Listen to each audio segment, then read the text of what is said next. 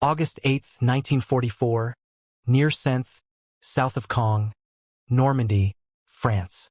The leather of his commander's gloves creaked as Hauptmann Michael Wittmann gripped the Q-pup of Tiger 007, scanning the hedral-lined horizon through his Zeiss binoculars. His hands trembled, not from fear, but from a revelation that had been building since dawn. They keep coming, Mother of God. They never stopped coming. For 3 hours, his company of 4 Tiger tanks had destroyed Sherman after Sherman. 27 burning hulks littered the fields around the Confels Road. Each Tiger had claimed at least 6 kills. By every measure of tactical combat he had learned at the Panzertruppenschule, they were winning decisively. The exchange ratio was magnificent, nearly 7-1. Yet through his binoculars, Wittmann counted 48 more Shermans advancing from 3 different directions. Fresh units, unblooded crews, full ammunition racks. Behind them, columns of dust suggested dozens more approaching. His 4 Tigers had perhaps 12 rounds of armor-piercing ammunition left between them. No fuel for major maneuvers. No reserves coming. The mathematics of annihilation were being written not in individual tank battles, but in production statistics that rendered tactical brilliance irrelevant. What Wittmann was witnessing, what every German tank commander would witness across every front, was not a battle, but a demonstration of industrial arithmetic that would crush the vermicht beneath sheer mass. Within minutes, Michael Wittmann would be dead, his legendary Tiger destroyed by either a Sherman Firefly of the 1st Northampton Yeomanry or Canadian forces. Historians still debate which, but his final radio transmission logged at 1,247 hours would capture the despair of every German tanker who faced American production. Munition Acht-Gagner unbead ammunition exhausted enemy unlimited. The story of German tank superiority began on May 26, 1941 at the Berghof, Hitler's mountain retreat.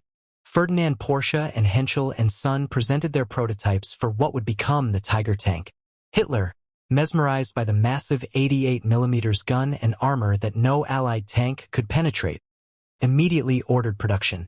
This tank, Hitler declared to his assembled generals, will be worth a battalion of ordinary tanks.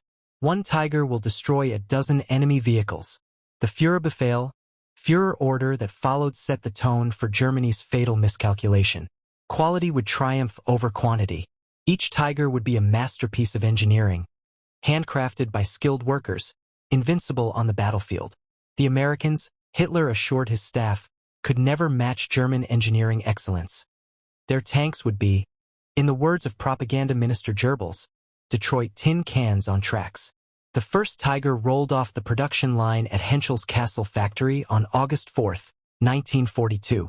It had taken 300,000 man-hours to complete. The workers had installed 26,000 individual parts. Master craftsmen had hand-fitted the transmission. Skilled welders had spent days on the armor plates. The interlead wheel system alone, a marvel of engineering that distributed the tank's 57-ton weight, required precision assembly that only experienced workers could accomplish. Oberst Wolfgang Tomala, watching the first Tiger's trials at Kumdorf, wrote in his report, "This machine represents the pinnacle of German engineering. No enemy can stand against it. If we can produce 100 per month, the war is won." Germany would never produce 100 Tigers in any month. The highest monthly production achieved in April 1944, after 2 years of optimization, was 104 tanks. By then, American factories were producing 2,000 Shermans monthly. The story of American tank production began not with military planning but with a telephone call. On May 28, 1940, William Cudson, former president of General Motors, received a call from President Roosevelt. "Bill," the president said, "I want you to come to Washington. We need to build 50,000 planes and 50,000 tanks." Cudson's response would define American production philosophy. "Mr. President, we can't build the best planes and tanks, but we can build the most planes and tanks, and we can build them so that any kid from Iowa can fix them with a wrench and a screwdriver." The Sherman tank emerged from this philosophy. At a design meeting at Aberdeen Proving Ground on August 31, 1940, Army Ordnance presented requirements that horrified traditional military engineers but delighted Detroit production experts. Simple enough for inexperienced workers to build parts interchangeable between all variants. engines that could run on multiple fuel types, armor plates that could be welded rather than precisely fitted, tracks that a crew could replace in field conditions, a turret ring wide enough to accept future upgrades. Major General Gladian Barnes, head of Army Ordnance, told the assembled contractors, "I don't want a perfect tank. I want a good enough tank that we can build 1,000 of them for every 100 the Germans build. Make it reliable, make it fixable, and make it by the tens of thousands." The contrast between German and American production philosophy became evident in the factories themselves. At Henschel's Kassel plant, 9,000 skilled workers labored to produce Tigers. The factory floor looked like a medieval guild workshop scaled to industrial size. Master craftsmen supervised apprentices. Each tank was essentially hand-built. Workers signed their names on completed components, taking personal pride in their craftsmanship. Untidier France Lehart, who worked at the Kassel plant before being drafted later, recalled, "We spent 3 days just on the final drive assembly. Every gear was checked with micrometers. Every weld was inspected 3 times. We painted identification numbers by hand. It was not mass production. It was art." Meanwhile, at Chrysler's Detroit Tank Arsenal, opened on September 15, 1941, the reality was radically different. The factory covered 1.25 million square feet, larger than all German tank factories combined. Instead of master craftsmen, the workforce consisted of former automobile workers, housewives, teenagers, and anyone who could learn to operate a riveting gun or welding torch. Rose Will Monroe, who would become Rosie the Riveter, worked on Sherman production at the arsenal. She later described the experience. "I'd never seen a tank before I started building them. They gave us 2 days of training, then put us on the line. Everything was broken down into simple steps. I'd weld one seam, the tank would move, someone else would weld the next. We'd finish a tank in 4 hours. The Detroit Tank Arsenal achieved something German engineers considered impossible: assembly line production of tanks. Adapting techniques from automobile manufacturing, Chrysler engineers broke the Sherman into modular components. Sub-assemblies were built on parallel lines, then brought together for final assembly.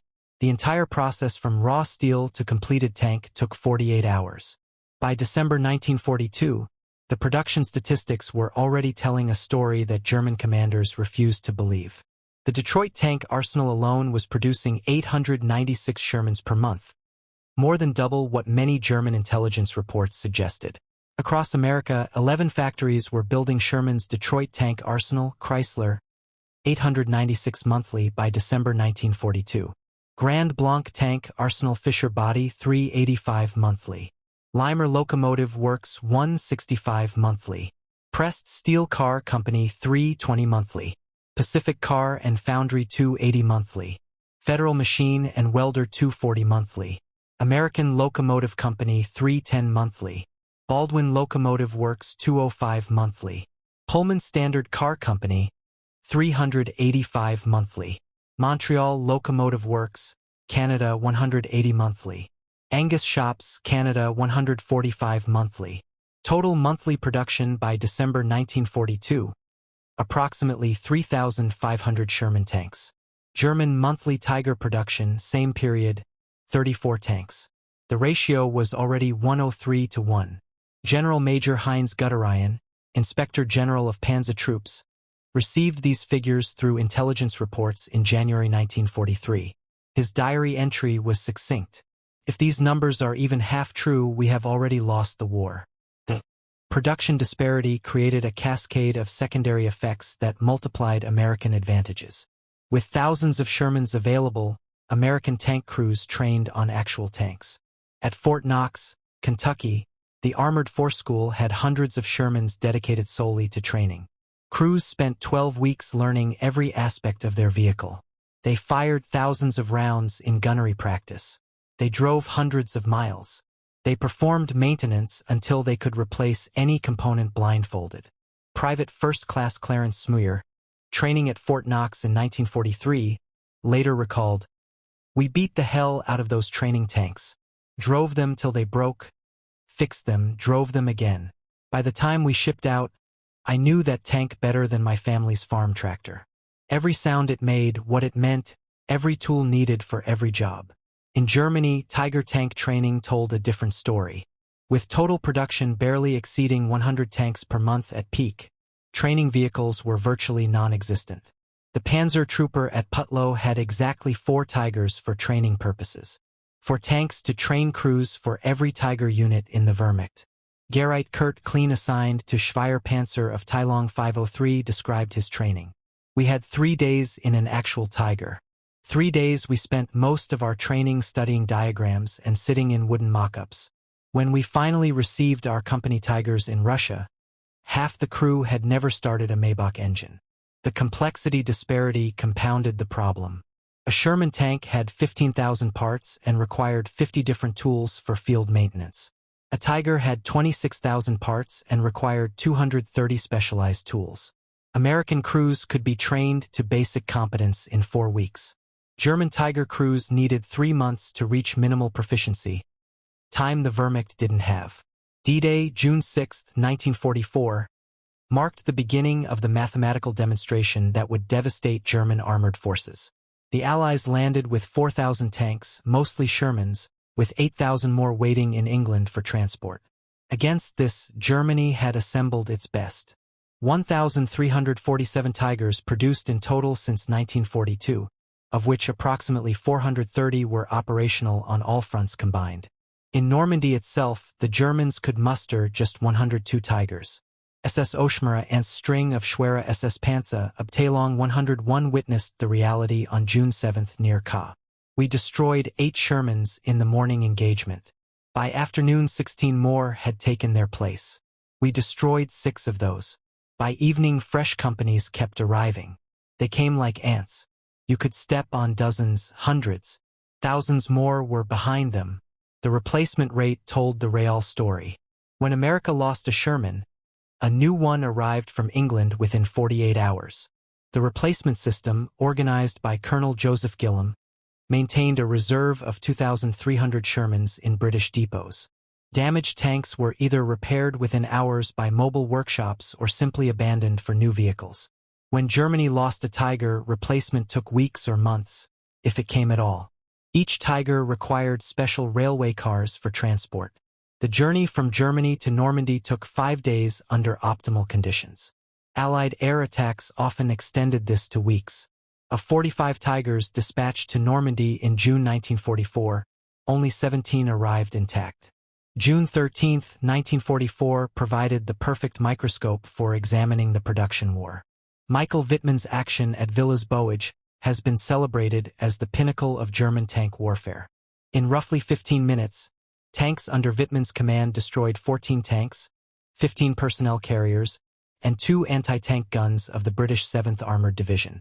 Though historians debate whether all kills were Wittmann's personally or included his entire company's achievements, German propaganda proclaimed it as proof of Aryan superiority and Tiger invincibility. What they didn't report was the aftermath. Within 72 hours, the British 7th Armored Division had received complete replacement of all lost vehicles from depot stocks. Wittmann's Tiger Company, which lost 3 Tigers in the subsequent fighting, would not receive replacements for 6 weeks. Lieutenant Colonel John Cloudsley Thompson of the 7th Armored later wrote, "Wittmann was brilliant, no doubt, but brilliance is exhaustible.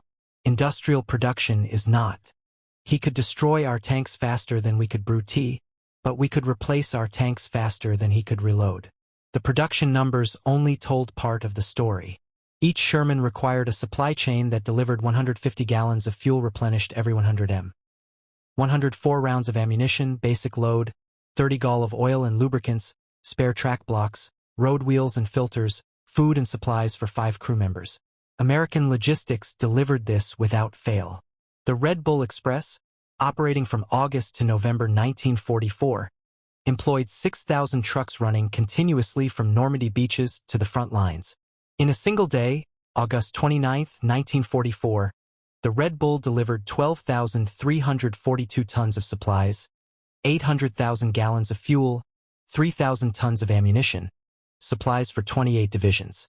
Each Tiger required 650 gall of fuel replenished every 60 miles, 92 rounds of ammunition, basic load, 100 gallons of oil and lubricants, specialized spare parts manufactured only in Germany, premium fuel that became increasingly scarce. German logistics crumbled under the weight. A Tiger battalion moving 100 required 40,000 gall of fuel, more than most German depots contained. The specialized Maybach HL-230P45 engine required high-octane fuel that Germany could barely produce. By late 1944, Tiger units were often immobilized not by enemy action, but by empty fuel tanks. Mann Wolfgang Schlick of Schwerer Panzerabteilung 506 reported in August 1944. We have 6 operational Tigers but fuel for perhaps 30 kilometers. The Americans pass our hidden positions in endless columns. We dare not engage. We would destroy a dozen, 2 dozen, and then sit helpless as the 100 behind them crushed us. Sherman tanks were designed for maintenance by conscripts with basic training. The entire transmission could be replaced in 4 hours. Track replacement took 90 minutes. Engine swaps required 6 hours. Every part was accessible without removing other components. The sloped armor that critics claimed was inferior to Tiger's thick vertical plates had an advantage. Damaged plates could be cut off and welded on by any competent welder.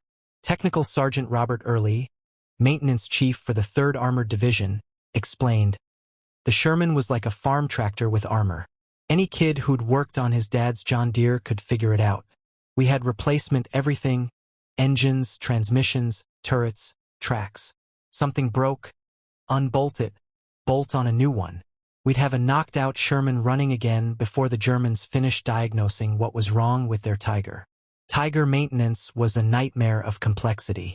The interlead wheel system, brilliant for weight distribution, required removing up to 9 wheels to replace 1 damaged inner wheel, a 12-hour job under ideal conditions.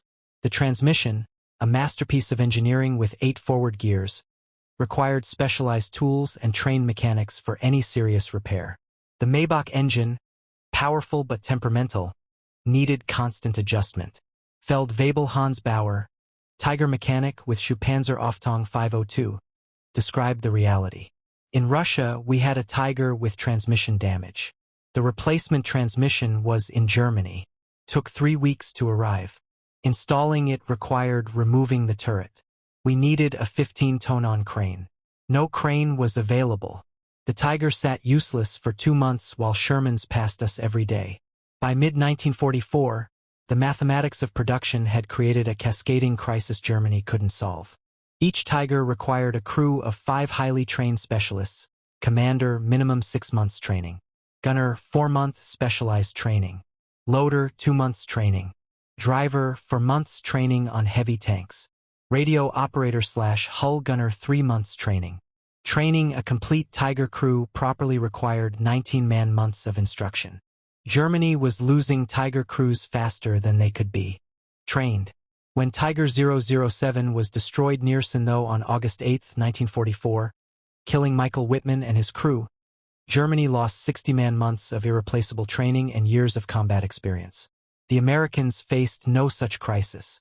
By 1944, Fort Knox was graduating 2,000 fully trained Sherman crews monthly. The standardization of the Sherman meant any crew could operate any tank. Wounded crew members were replaced from a pool of 10,000 trained replacements waiting in England. Staff Sergeant Lafayette P., commanding a Sherman named in the Mood, described the American advantage. "We lost our loader at St. Lo. Within 2 hours, we had a replacement who trained on the exact same tank model at Knox. He knew every ammunition rack, every control. We didn't miss a beat." While Normandy demonstrated the mathematical impossibility of German victory, the Eastern Front revealed it as apocalypse. Operation Brat-Ion, launched June 22, 1944, deliberately on the 3rd anniversary of Germany's invasion of the Soviet Union, saw the Soviets deploy 4,080 tanks against German Army Group Sense 495 tanks, including just 29 operational Tigers.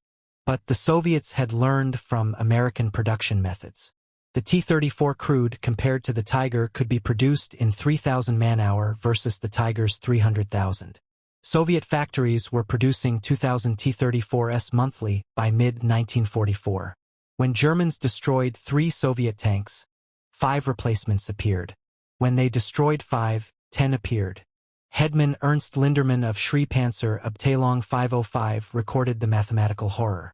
July 5th, we destroyed 16 T-34s near Minsk. July 6th, 22 more appeared. We destroyed July 11th, 7th, 45 T-34s attacked. We destroyed 19 before running out of ammunition.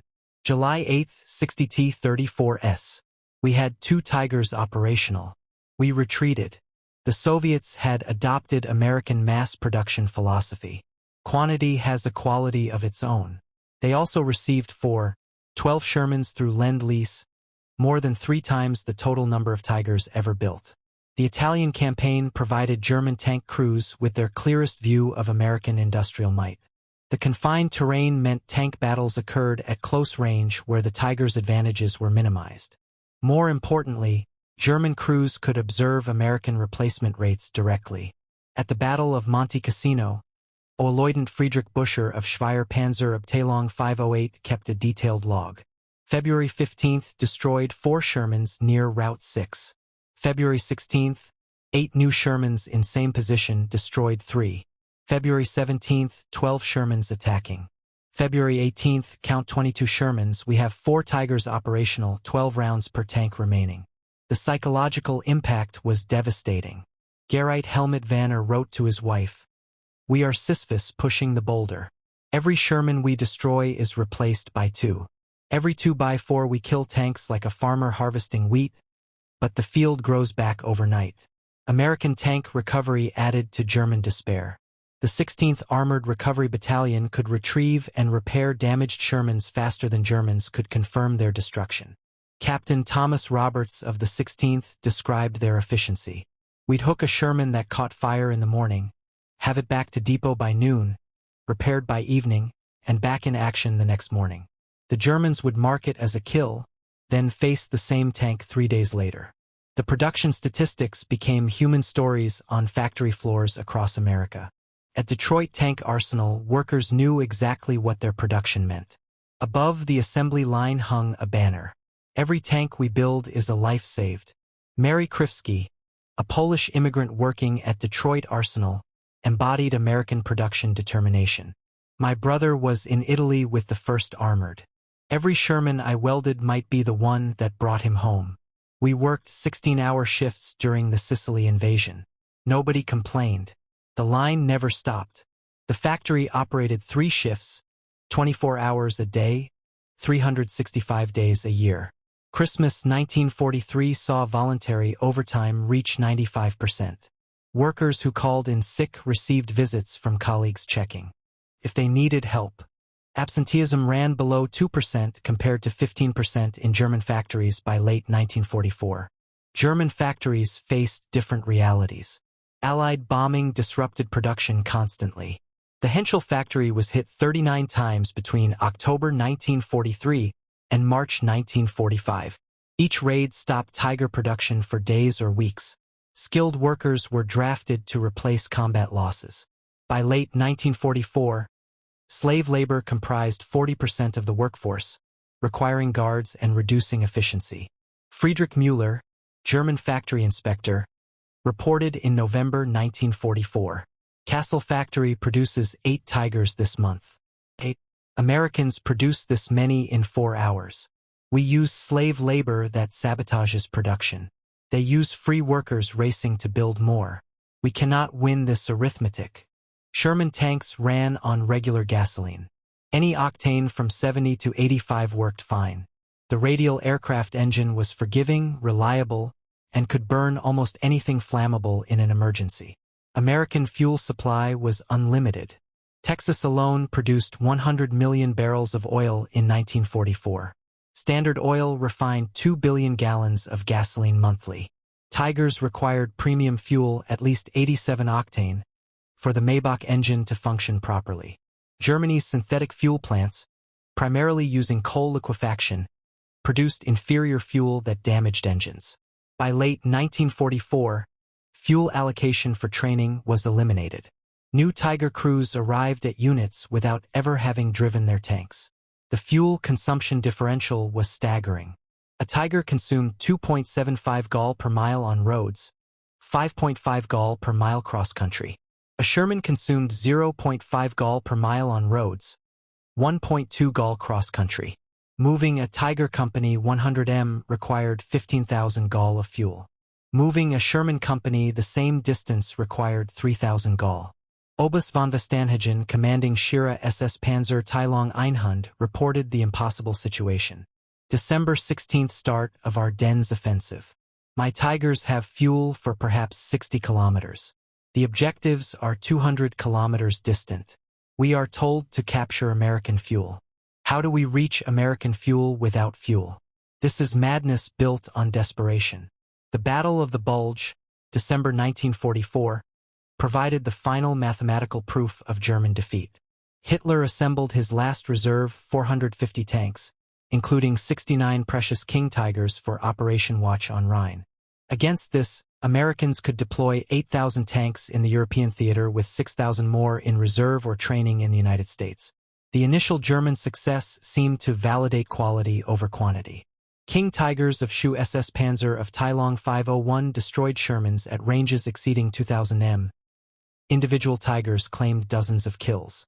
German propaganda proclaimed the offensive as proof of superior German engineering, but mathematics reasserted itself within days. As Joachim Peiper's Kampfgruppe ran out of fuel near Le Glaise, American replacement tanks were already moving from Antwerp depots.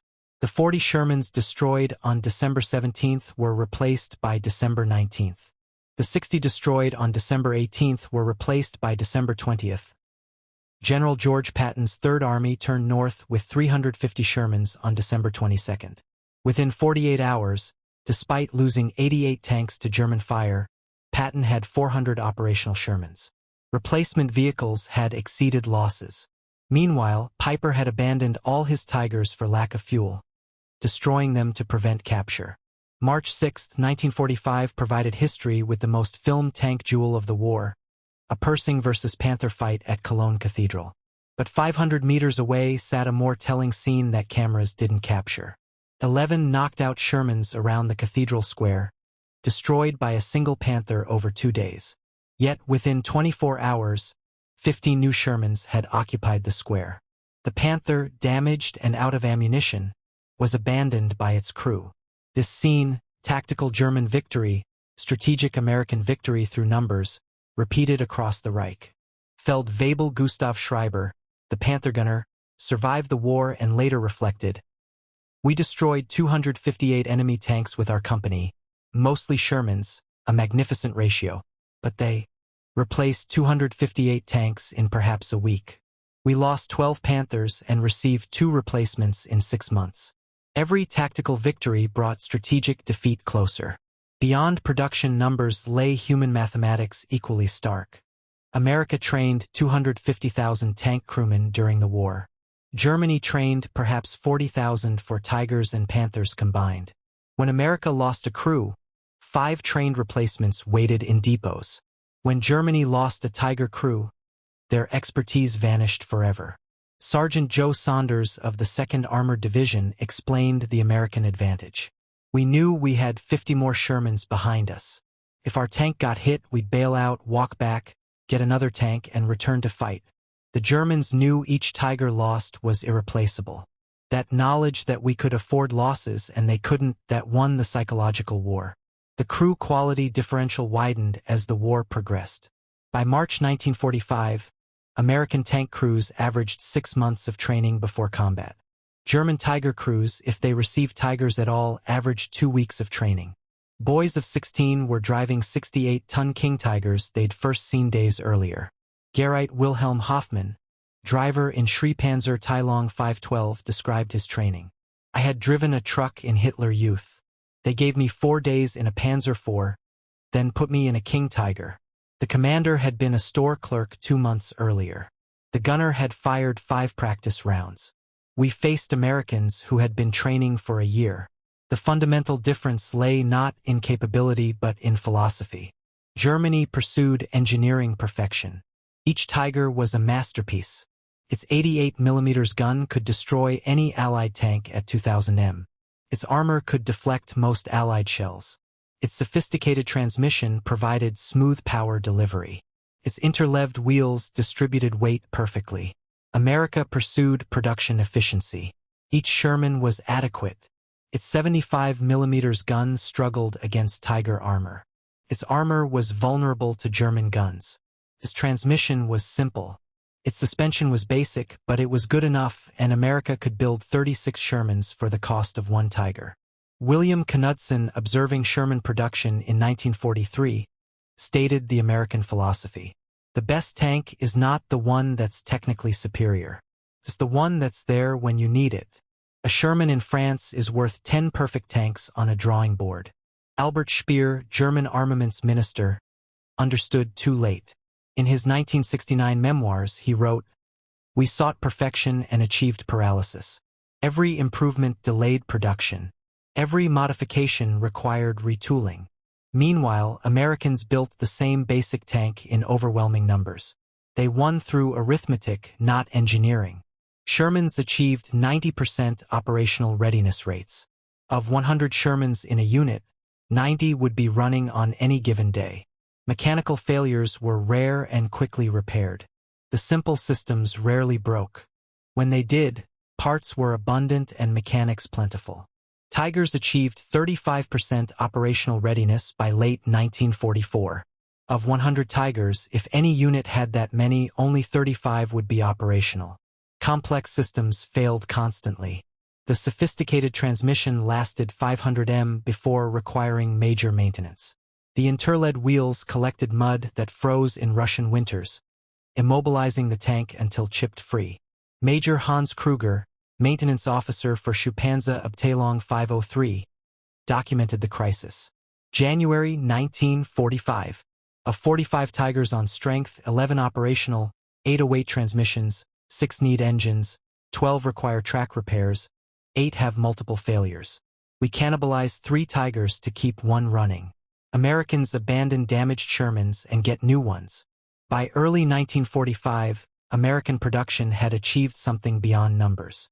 It had created strategic freedom. Commanders could plan operations knowing losses would be replaced immediately. They could trade tanks for objectives.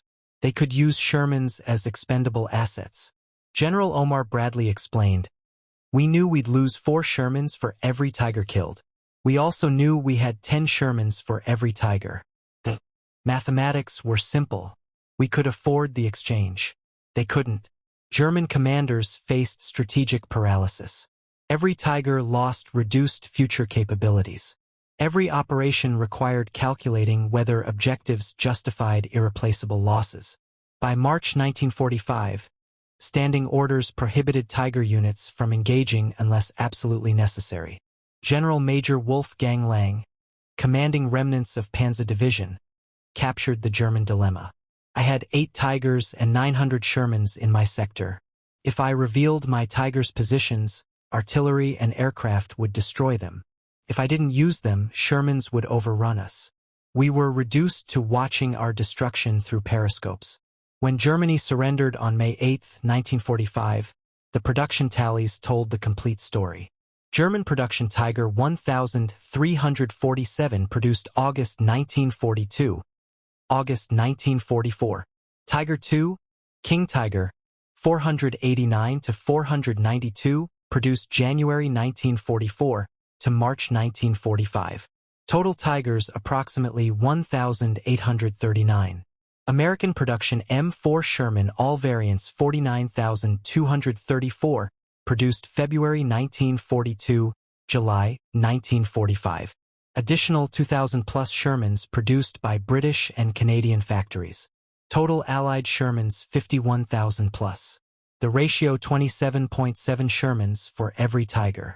But production was only part of the equation. Operational reality. May 1945. Tigers operational with Wehrmacht fewer than 20. Shermans operational worldwide approximately 35,000. Crew training trained German Tiger crews available. Fewer than 200. Trained American Sherman crews available 40,000 plus.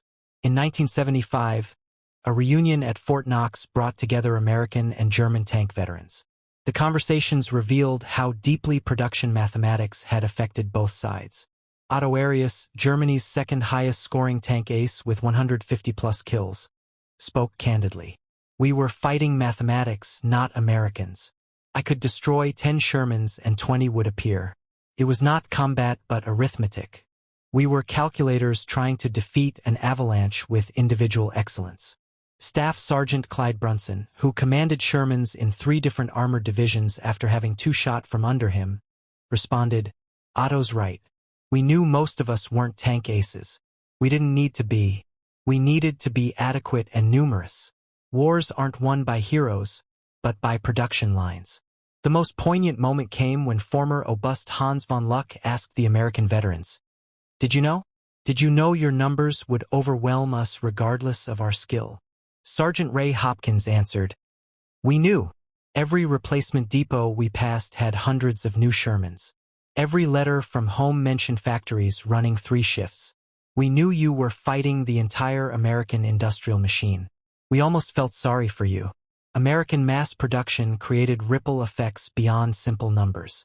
With thousands of surplus Shermans, America could afford experimentation. Specialized variants appeared monthly. Sherman Firefly, British 17-pounder gun. Sherman Jumbo extra armor. Sherman Collie, rocket launcher. Sherman Crabmine flail. Sherman DD, amphibious. Sherman Dozer, bulldozer blade. Sherman Crocodile, flamethrower. Germany could barely produce standard Tigers, let alone variants. Each experimental modification meant fewer combat tanks.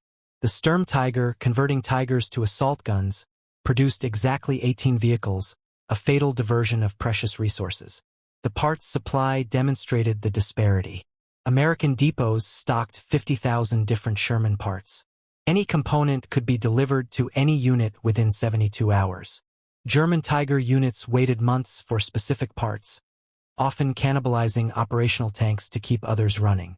Technical Sergeant Mike Kozlowski, running a forward depot in Belgium, described American abundance. "We had warehouses full of everything. Engines, transmissions, guns, tracks. A unit called for parts. We loaded a truck and sent it. I threw away more spare parts for lack of storage space than German units ever received." American tank crews lived in a different universe from their German counterparts. They knew replacement tanks were plentiful. They knew survival meant more than victory. They knew they could afford to be cautious. Private First Class Clarence Smuyer described the mentality. "Our lieutenant told us straight, your job is to survive and keep pressing forward. If you see a Tiger, call artillery or air support. Don't be heroes. Heroes die. We have more tanks than we have trained crews. Keep yourselves alive and we'll keep you in tanks." German Tiger crews faced opposite pressures. Each Tiger was irreplaceable. Each crew was precious, yet they were expected to fight against impossible odds, achieving kill ratios that mathematics made meaningless. Feld Webel Karl Braumann, gunner in Sri Panzer of Tailong 52, described the psychological burden. "We knew we had to kill 10, 20, 30 enemy tanks to justify our Tiger's existence. The pressure was unbearable. We were not soldiers, but accountants, calculating whether we had killed enough to justify our resources.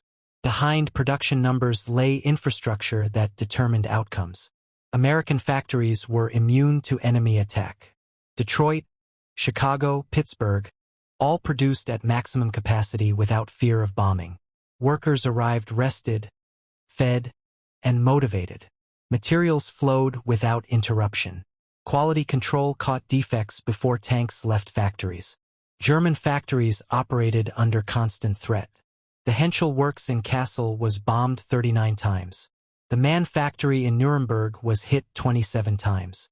Workers spent nights in shelters, days clearing rubble. Materials arrived sporadically as Allied bombings severed rail lines. Quality suffered as exhausted workers and slave laborers made mistakes. Hans Muller, production manager at Henkel, documented the cascade of problems. October 1944. Last night's raid destroyed the heat treatment facility. Tiger armor plates must go to Essen if trains run. Essen was bombed Tuesday. Alternative is Dortmund bombed Thursday. We have 200 Tiger hulls awaiting armor. Perhaps 20 will be completed this month. American production faced no such obstacles. The Fisher tank arsenal in Grand Blanc, Michigan, employed 4,500 workers in perfect safety. They worked regular shifts, lived in comfortable housing, and ate in cafeterias serving fresh food. Their children attended schools. Their families shopped in stock stores. Mass production created learning curve advantages Germany couldn't match. Every 1,000 Shermans produced reduced unit cost by 8%. Production improvements were implemented across all factories simultaneously. By 1944, Detroit Arsenal was building Shermans 60% faster than in 1942 using fewer workers. Lieutenant Colonel Robert Young, analyzing production efficiency, reported worker suggestions improved production continuously. A woman impressed steel noticed a welding sequence change could save 4 minutes per tank. Implemented across all factories, this saved 3,300 production hours monthly, enough to build 40 additional Shermans. German production showed reverse learning curves. As experienced workers were drafted, quality declined. As materials became scarce, substitutions complicated production. As Allied bombing intensified, production dispersed to smaller facilities, losing efficiency. Tiger production time increased from 300,000 man-hours in 1942 to 450,000 man-hours by late 1944. Each Tiger cost more and took longer to build as the war progressed. The opposite of American experience. The Tiger's technological superiority came with hidden costs. The sophisticated Maybach engine required 120 different parts unique to Tigers. The complex transmission needed specialized tools. The gun's precision required careful maintenance. Every advantage increased complexity. The Sherman's simplicity was its strength. The Ford GAA engine shared parts with truck engines. The transmission was a modified truck design. The gun was an adapted anti-aircraft weapon. Everything was proven, reliable, and reparable with common tools. Master Sergeant Tom Williams, maintaining Shermans for the 4th Armored Division, explained, "We fixed Shermans with parts from trucks, jeeps, anything. Needed a fuel pump. Truck. Pump worked. Needed electrical parts. Jeep alternator fit. The Tiger needed exact parts made in specific factories. We needed whatever worked." American production superiority created psychological weapons beyond numbers. Captured German tank crews were deliberately shown American tank parks containing hundreds of new Shermans. They toured repair depots rebuilding damaged tanks in hours. They witnessed the casual waste of material that revealed unlimited resources. Headman Friedrich Schultz, captured after his Tiger was destroyed near Aachen, described his tour of a replacement depot. "They showed us 500 new Shermans waiting for crews. The American officer said they received 500 monthly just for this sector. I knew then every Tiger we destroyed was meaningless. We were bailing the ocean with teaspoons. These prisoners returned to Germany through exchanges or escapes, spreading devastating truth about American production. Their reports, more credible than propaganda, destroyed morale among German tank crews training on the few remaining Tigers. By winter 1944-45, the maintenance differential had become absolute. American units maintained 90% operational rates despite combat and weather. German Tiger units struggled to maintain 20% operational rates even without combat. The 56th Heavy Tank Battalion's War Diary for January 1945 tells the story. Strength 45 King Tigers. Operational 8. Awaiting repair 37. Of these 12 need engines, none available. 15 need transmissions, 2 available. 10 need multiple components, none available. Cannibalization authorized to maintain minimum operational strength. Meanwhile, the 37th Tank Battalion, 4th Armored Division, reported strength 53 Shermans, operational 51, awaiting repair 2, will be completed by nightfall. Replacement tanks available in depot. 15 crew replacements available. 3 complete crews plus individual specialists. April 1945 provided the ultimate demonstration of production mathematics. As American forces crossed the Rhine, they left behind hundreds of damaged Shermans not worth repairing given the abundance of replacements. German forces desperately short of tanks attempted to recover and repair abandoned Shermans for their own use. The irony was complete. The Wehrmacht, which had started the war, convinced of its technological superiority, was reduced to scavenging enemy tanks it had once derided as inferior. Tigers, too complex to maintain without German infrastructure, were abandoned for lack of fuel or minor repairs. Shermans, simple and robust, were pressed into German service. Obus Wilhelm Müller, commanding an improvised battle group defending Nuremberg, reported the final humiliation. My command consists of 3 Tigers, 1 operational, 8 Shermans captured and repaired, 12 assault guns, and various wheeled vehicles. The American tanks are easier to maintain than our own. We are fighting American tanks with American tanks. The war ended not with dramatic tank battles, but with American columns driving past abandoned German armor. Tigers sat beside roads, out of fuel, out of ammunition, out of spare parts. Their crews, the best trained tank soldiers in history, walked home in defeat. Sherman columns rolled through Germany, each lost tank immediately replaced from the endless stream flowing from Atlantic ports. Their crews, adequately trained and utterly confident in their supply chain, barely paused to acknowledge the abandoned German giants. General Dwight Eisenhower, touring defeated Germany, observed, "We did not defeat German tanks. We defeated German production."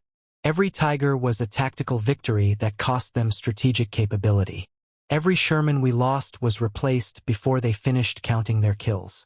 The final accounting revealed the true mathematics of victory production speed. Tiger 300,000 to 450,000 man-hours per tank. Sherman 17,000 to 48,000 man-hour per tank. Corrected from earlier underestimate ratio. 1 Tiger's production time equals 6 to 26 Shermans. Cost analysis. Tiger 250,000 to 300,000 Reichsmarks 1945 values. Sherman 44,556 to 64,455 August 1945 official U.S. Army catalog prices. Direct comparison difficult due to wartime currency manipulations. Fuel consumption: Tiger 2.75 gall per mile road. Sherman 0.5 gall per mile road. Ratio: 1 Tiger's fuel consumption equals 5.5 Shermans. Maintenance requirements. Tiger 10 hours maintenance per 1 hour operation. Sherman 1 hour maintenance per 10 hours operation. Ratio: 1 Tiger's maintenance equals 100 Shermans. Training time: Tiger crew 19 man-months minimum. Sherman crew 5 man-month standard. Ratio: 1 Tiger crew training time equals 4 Sherman crews. Post-war analysis by both American and German officers reached the same conclusions. The Tiger was possibly the best tank of World War II in terms of individual capability. The Sherman was adequate at best in tank versus tank combat, but wars are not won by individual excellence. They are won by systemic superiority. Colonel Robert Cameron, writing the official U.S. Army history, concluded, "The Sherman succeeded not despite its mediocrity, but because of it. Its simplicity enabled mass production. Its reliability enabled continuous operations. Its standardization enabled instant replacement. The Tiger failed not despite its excellence, but because of it. Its complexity prevented mass production. Its temperamental nature reduced operational readiness. Its uniqueness prevented replacement." General Major Friedrich von Melanchthon, analyzing German defeat, wrote more succinctly, "We built 1,347 Tigers. They built 49,234 Shermans. Everything else is commentary." Behind the production numbers lay human costs that revealed the true price of the German quality over quantity philosophy.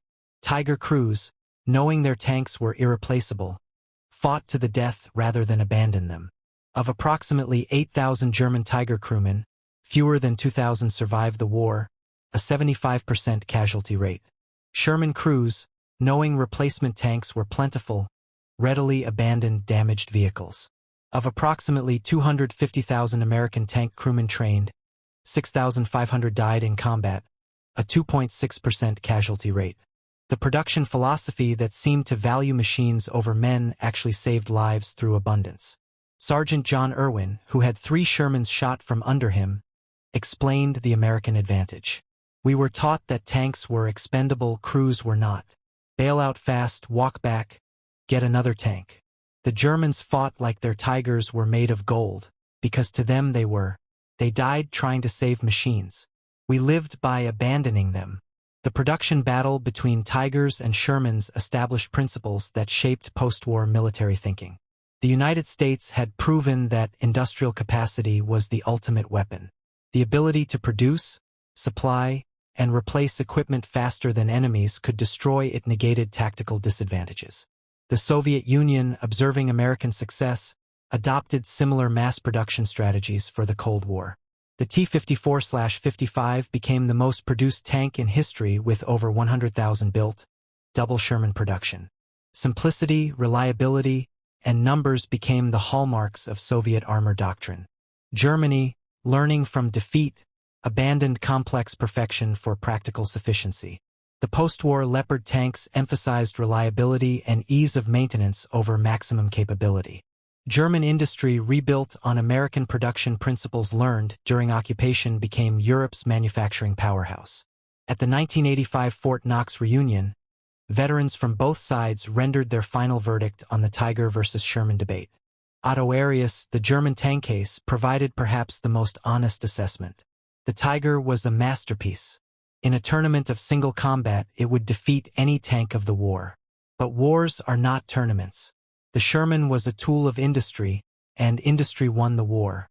We killed Shermans like cutting grass, but the grass grew faster than we could cut. That is not a failure of the Tiger or success of the Sherman. It is the reality of industrial warfare. Sergeant Wardell Henderson, who commanded 5 different Shermans through France and Germany, added the American perspective.